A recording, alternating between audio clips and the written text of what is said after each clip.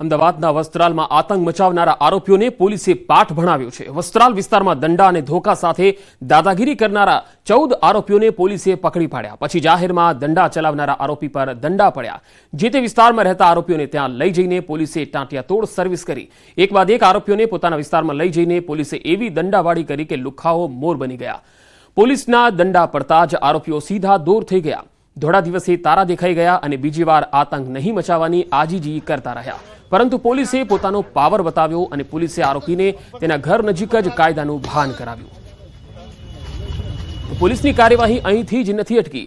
આરોપીઓની ધરપકડ કર્યા બાદ 14 પૈકીના 7 આરોપીએ પોતાના મકાનો પણ ગેરકાયદે ઊભા કરી દીધા હોવાનું ધ્યાન પર આવતા અમદાવાદ મનપાની ટીમ પોલીસ બંદોબસ્ત સાથે ડિમોલિશન માટે પહોંચી હતી। 7 આરોપીઓના ગેરકાયદે મકાનોનું ડિમોલિશન શરૂ કરાતા જ આરોપીઓના પરિવારજનોએ હોબાળો મચાવ્યો। જોકે હાજર પોલીસ જવાનોએ સ્થિતિ કંટ્રોલમાં કરી ડિમોલિશન કામગીરી યથાવત રાખી। અમરાઈવાડી અને ખોખરા વિસ્તારમાં અલગ અલગ મકાનો તોડવાની કામગીરી કરી। કોઈ પણ અનિચ્છનીય બનાવ ન બને તે માટે મોટી સંખ્યામાં પોલીસ બંદોબસ્ત ગોઠવવામાં આવ્યો। અમદાવાદના વસ્ત્રાલમાં જાહેરમાં આતંક મચાવનારની પોલીસ શાન ઠેકાણે લાવી રહી છે। આરોપી શ્યામ કામલેના ઘરે ડિમોલિશન હાથ ધરવામાં આવ્યું। એએમસી દ્વારા ચુસ્ત પોલીસ બંદોબસ્ત સાથે ડિમોલિશનની કાર્યવાહી હાથ ધરાઈ।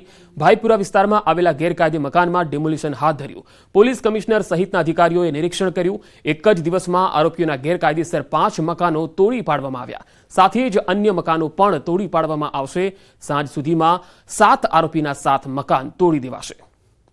તો બે અલગ અલગ તસવીરો આપણે બતાવી રહ્યા છીએ। વસ્ત્રાલમાં જે લોકો અસામાજિક તત્વ હતા અને જે લોકો જાહેરમાં લાકડી અને તલવાર લઈને આતંક મચાવી રહ્યા હતા તેઓની શાન હવે ઠેકાણે આવી ગઈ છે। ઉઠક બેઠક કરતા બિલ્લી બની ગયા છે, મેંઢક બની ગયા છે અને હવે માફી પણ માંગી રહ્યા છે। પરંતુ હવે શું? કારણ કે હવે દાખલો બેસે એવી કાર્યવાહી જરૂરી છે અને એટલા માટે જ પોલીસે તેમના ગેરકાયદેસર મકાનો પર હવે બુલડોઝર ફેરવવાનું શરૂ કર્યું છે। ગેરકાયદેસર મકાનોને તોડવાનું શરૂ કર્યું છે અને આ જરૂરી પણ હતું। આ કારણથી જ આ કાર્યવાહી છે એ દાખલારૂપ બની રહેશે।